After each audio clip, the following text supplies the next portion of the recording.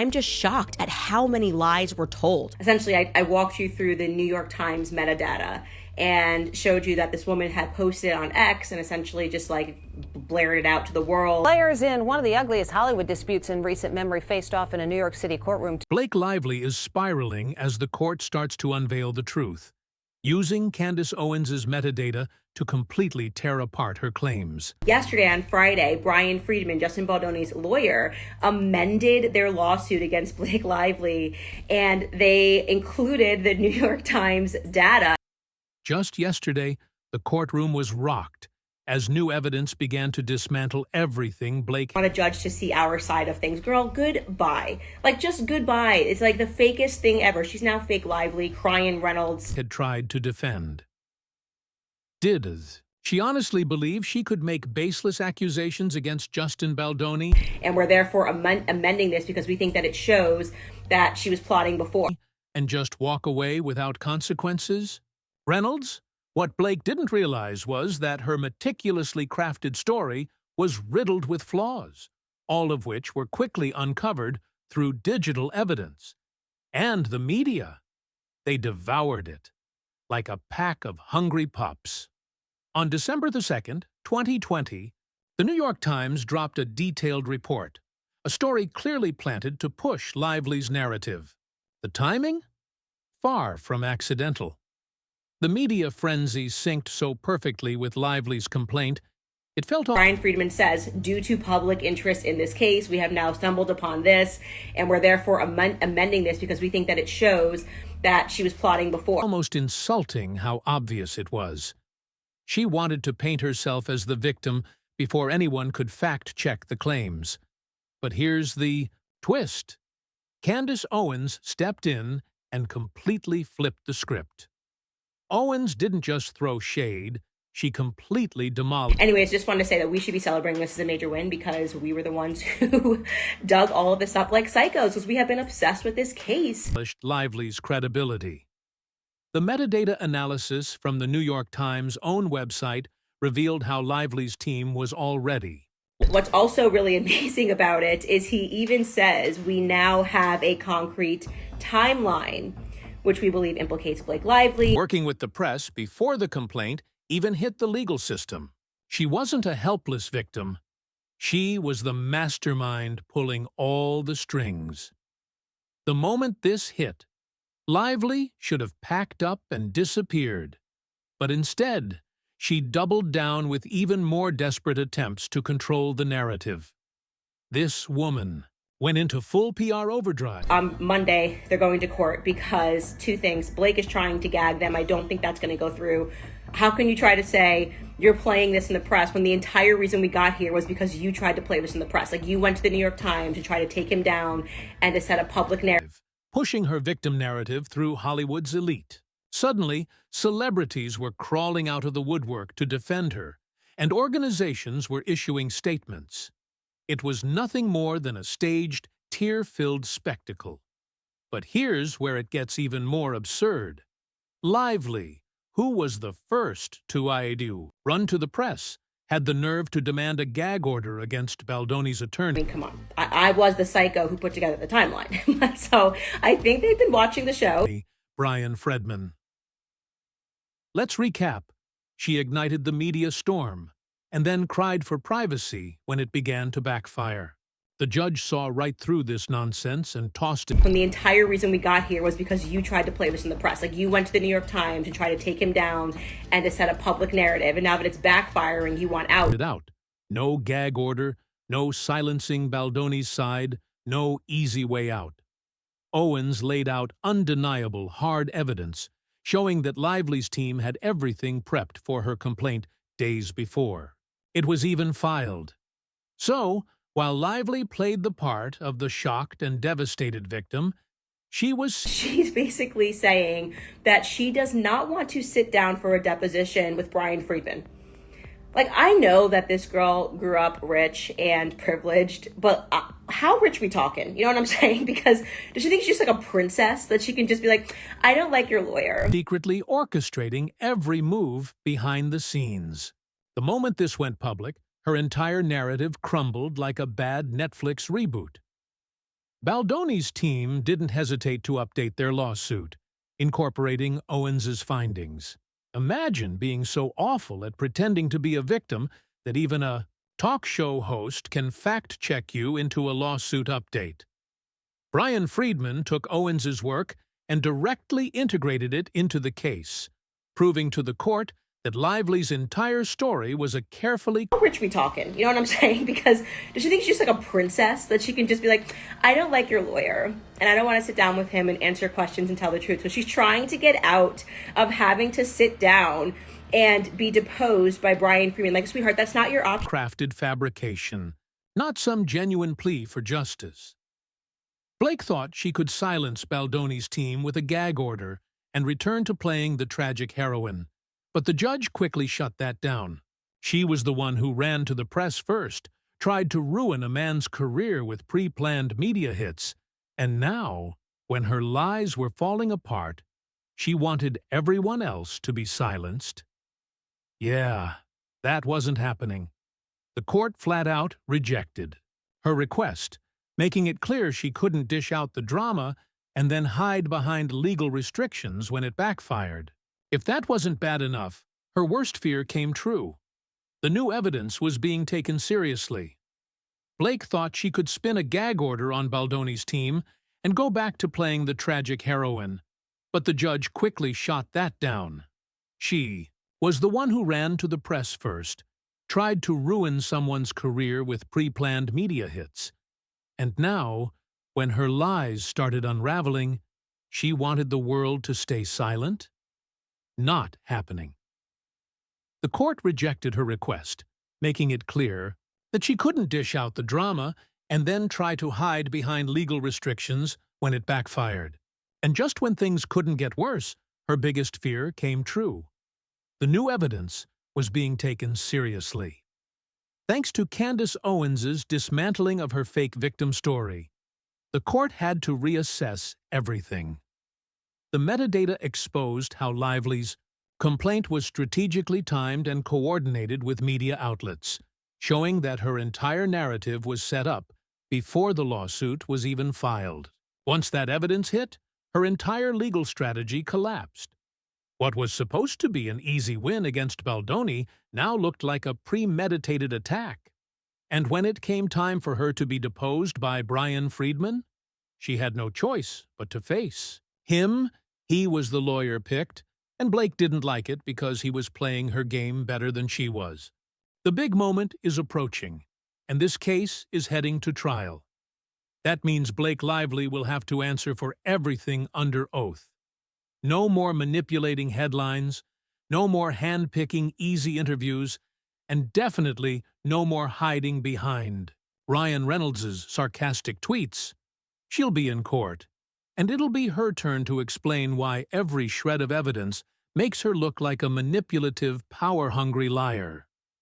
The industry is watching, and they're not buying it. Blake tried to paint herself as the victim, but as the evidence mounts, the public narrative is shifting. It's becoming clear to everyone that she was setting the stage against Justin Baldoni long before she filed her complaint. Now, let's talk about Ryan Reynolds. He's gone from defending Justin Baldoni to calling him a deranged predator overnight. What happened, Ryan? 1 minute, you're buddies with Baldoni, and the next, you're throwing him under the bus like he's a supervillain? This sudden shift in Ryan's stance lines up perfectly with Blake's filing, almost as if she orchestrated it. But let's be real. Ryan is no innocent bystander here. He built his career on sarcasm and self-deprecation, but now that the internet is calling him out, he's scrambling to play the victim. He and Blake mocked Justin in their projects, but now they want everyone to forget that part of the story. And let's not forget the media reaction.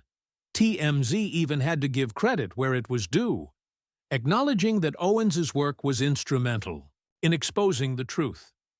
This wasn't just another Hollywood scandal. It was legal manipulation, plain and simple. Blake tried to control the narrative, but the judge wasn't having it. He stepped in and made it clear. No more talking to the press. This wasn't a PR stunt. It was a serious legal battle. And for someone who's built a career on looking effortlessly perfect, this is her worst nightmare. Congrats on your little bump, Blake. Hollywood loves a winner, but they hate a liability. And right now, Blake Lively isn't just losing, she's radioactive. She thought this lawsuit would be her big dramatic performance, but it's flopping harder than a low-budget rom-com. The powerful Hollywood names she thought would have her back? Crickets. Everyone's gone quiet. And Justin? He's the one who brought this film to life, only to be pushed out by the Blake Lively show? It's heartbreaking because Blake could have had the support of the industry, but instead, she's alienated everyone. She thought she could turn this into a Hollywood versus Justin Baldoni fight, but the truth is, no one is willing to back her up. She had a few supporters in the beginning, activists and washed-up co-stars, but now, silence. Where are the A-list celebrities rushing to her defense? Where are the producers and execs vouching for her? Nowhere. Hollywood is looking at her and saying, nope, not worth it. And let's talk about Taylor Swift. Blake thought she could pull in her billionaire bestie to help her out, but reports are saying Taylor is now distancing herself from the entire mess. Who can blame her? She didn't sign up to be dragged into this disaster. Blake tried to make it seem like Taylor was on her side, but in reality, it looks like Blake used her as a shield, hoping the public would believe she had more power than she actually did.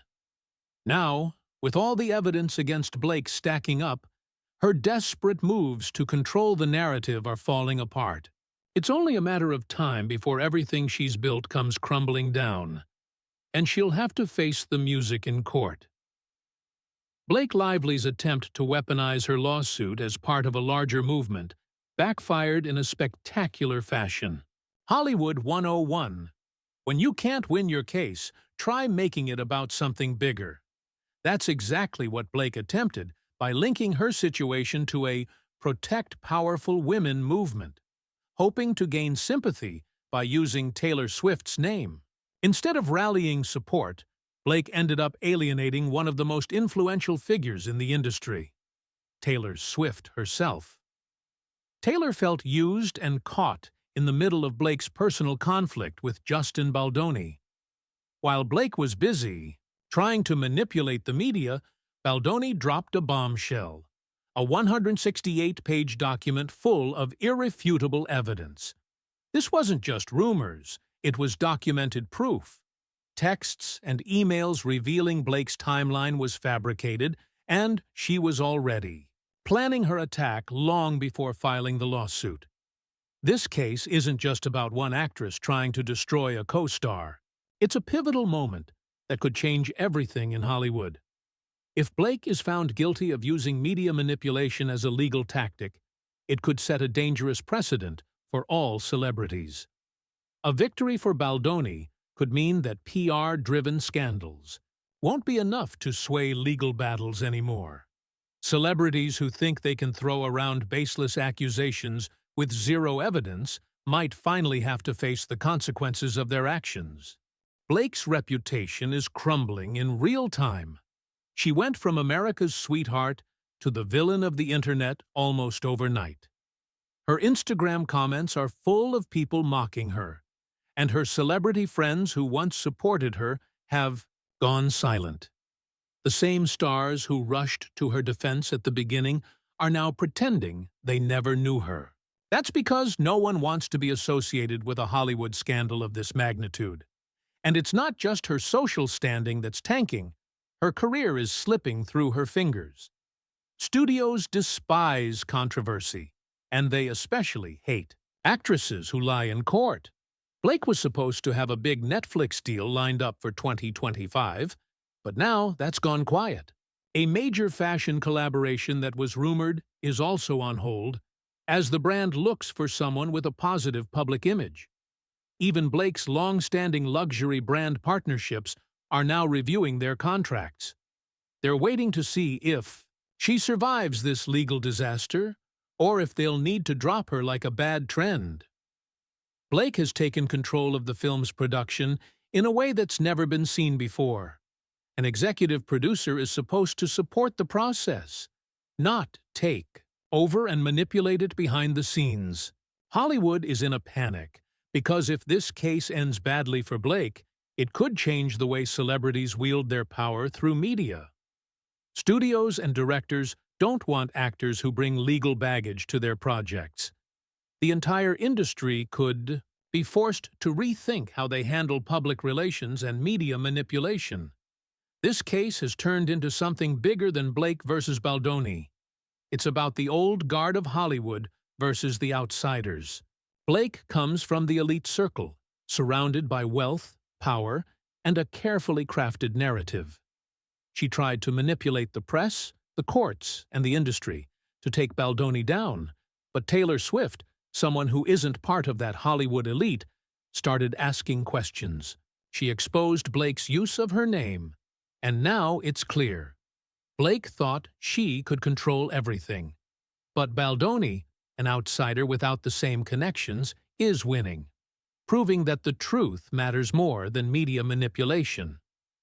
If this case ends with Baldoni clearing his name and Blake's career sinking, it will be a clear message that Hollywood's old tricks no longer work.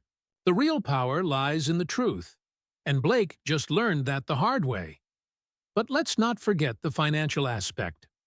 Lawsuits are expensive, and Blake wasn't prepared for this kind of fallout.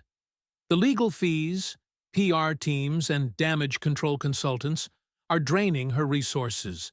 If the trial goes against her, Blake could be on the hook for millions in settlements, not to mention the cost of her destroyed reputation.